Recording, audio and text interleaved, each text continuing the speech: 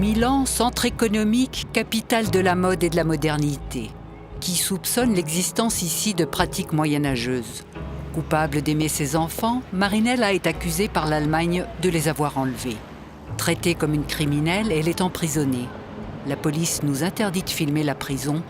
Un peu à l'écart, Marinella nous dit l'enfer qu'elle vit depuis 5 ans. J'aurais jamais cru que je me suis retrouvée 3 fois dans cette prison.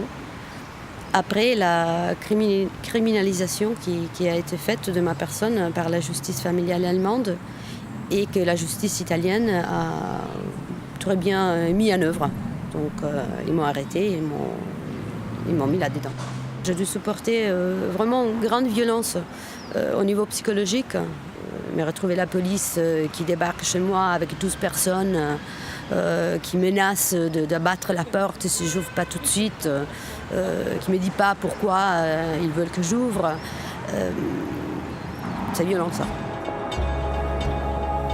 Aux ordres de l'Allemagne, les policiers italiens ont retiré ces enfants à l'école pour les renvoyer à Munich. Nous sommes allés dans l'établissement pour tenter de comprendre. C'est ici que Leonardo et Niccolò, 10 ans et 6 ans à l'époque, ont été enlevés par des policiers devant leur maîtresse médusée. Ça ne devrait pas exister. J'en suis restée...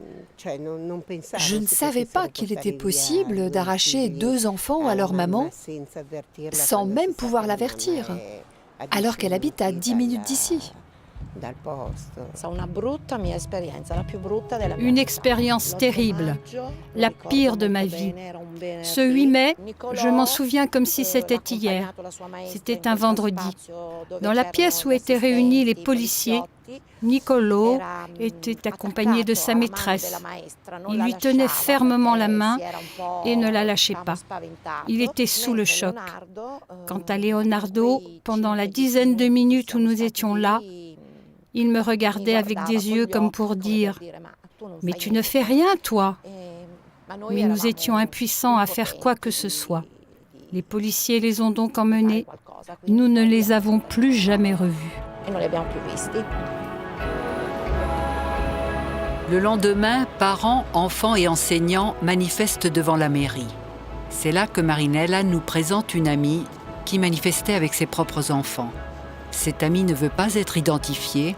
Elle a été menacée de poursuite pour avoir soutenu Marinella. Il y a eu une forte pression sur tous les amis et nos vies ont été chamboulées.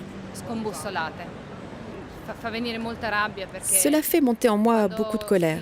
Quand on cherche la protection de la justice, on s'attend au moins à être écouté, surtout lorsqu'il s'agit d'affaires concernant des enfants.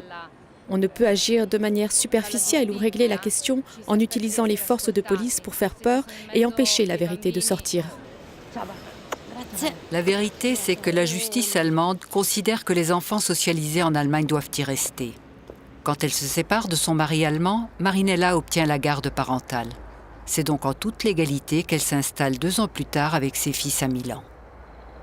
Je ne savais pas que dans la totalité des cas, la garde est toujours confiée aux parents allemands. J'avais cru que les Italiens seraient en mesure de, je ne dis pas de défendre leurs concitoyens, leurs ressortissants, mais au moins de regarder le fait. Et ce que je ne savais pas, c'est que non, ici non plus, on ne regarde pas les faits, on exécute les ordres des Allemands, c'est tout. De son appartement, elle ne nous laissera filmer que le minimum. La justice, entre guillemets, a menacé de le saisir. Aucune photo de ces garçons, ça lui fait trop mal. Juste le panneau des copains réclamant leur retour et le livre qu'elle a écrit « Je ne vous laisserai pas seule ». Sa thérapie pour ne pas sombrer. J'ai aucune intention de donner aux Allemands la satisfaction de me voir détruire et taire, comme la plupart des gens font, parce qu'il y en a qui sont devenus fous, il y en a qui se sont suicidés, parce qu'ils n'étaient pas en mesure de supporter cette douleur.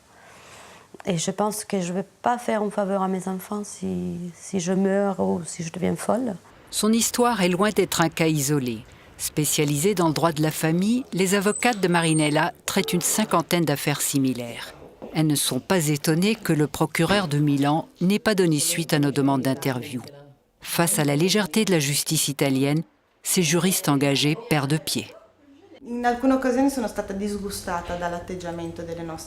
À plusieurs occasions, j'ai été dégoûtée par l'attitude de nos autorités.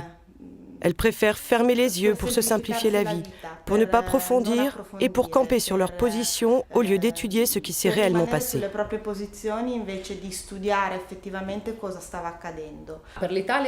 Pour l'Italie, sans aucun doute, il y a une grande peur d'affronter l'Allemagne. Je me souviens très bien que pour le cas de Marinella, on m'a clairement rétorqué que le pays ne pouvait pas se permettre de se bagarrer avec l'Allemagne. Marinella multiplie les interventions publiques pour alerter l'opinion sur ce scandale qui affecte des centaines de familles en Europe. Les dirigeants européens restent, eux, désespérément silencieux.